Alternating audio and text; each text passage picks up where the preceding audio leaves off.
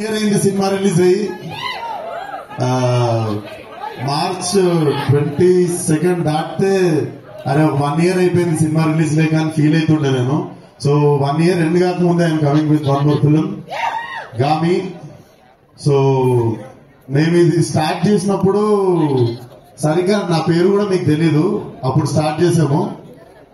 But బలంగా నమ్మింది ఏంటంటే ఒక్క మనిషిని, Vidyadhar. This man had a vision. అది ఎంత క్లియర్ విజన్ ఉండే అంటే, నేను బేసిక్ గా నారేషన్స్ ఏంటా ఈ సినిమా నాకు మనిషిని కలిసినప్పుడే అర్థమైంది నారేషన్ ఇయ్యలేడని. అంటే చాలా మంది ఎగ్జాజరేట్ చేసి చెప్తారు ఏం లేకపోయినా, ఒక నారేషన్ లో చాలా మిస్మానిపులేట్ అవ్వచ్చు మనం. బట్ నాకు అర్థమైంది మనిషి నారేషన్ ఇయ్యలేడని చెప్పి ఇంత భగవద్గీత అంత బుక్ తీసుకొని వచ్చాడు నా దగ్గరికి. అండ్ నా ఎదురుగా టీచర్ లాగా కూర్చుంటే మార్నింగ్ నుండి ఈవినింగ్ వరకు చదివి నేను ఈ సినిమా చేస్తున్నా అని చెప్పినుండే.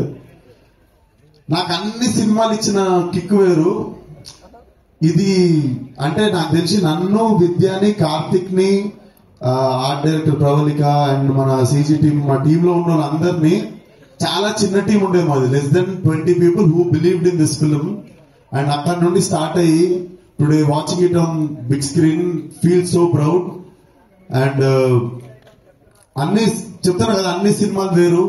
అన్ని సినిమాలకి చెప్తాం రండి ఈ సినిమా చూడండి, మా సినిమాలో అది ఉంది ఇది ఉంది. కానీ ఈ సినిమాలో ఉన్నది ఏది నేను మీకు వోకల్ గా చెప్పలేను. నేను మీకు ఓపెన్ గా చెప్పగలిగేది ఒకటే, మీకు మాస్ డైలాగులు ఉండవు, ఐటమ్ సాంగ్ ఉండదు, మొత్తం థియేటర్లు లేచిపెట్టినట్టు విజిల్ కొట్టే ఫైట్లు ఉండవు. కాకపోతే ఇవన్నీ ఇచ్చిన ఎక్స్పీరియన్స్ మీకు సెకండ్ హాఫ్ లో ఖచ్చితంగా ఉంటది.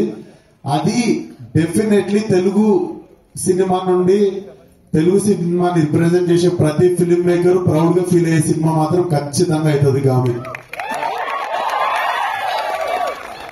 డెఫినెట్లీ ఈ సినిమా వర్కౌట్ అయితే చాలా మంది కొత్త ఫిల్మ్ మేకర్స్ వస్తారు. చాలా అంటే సినిమా రిలీజ్ తర్వాత మా మేకింగ్ తెలిసిన తర్వాత మీరు ఇంకా ఎక్సైట్ అవుతారు.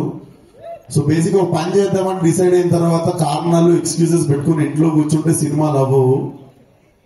He fought for it. 10% మిగిలిన టీం కష్టం ఉంటే 90% కష్టం Vidyadhar. So this film belongs to Vidyadhar.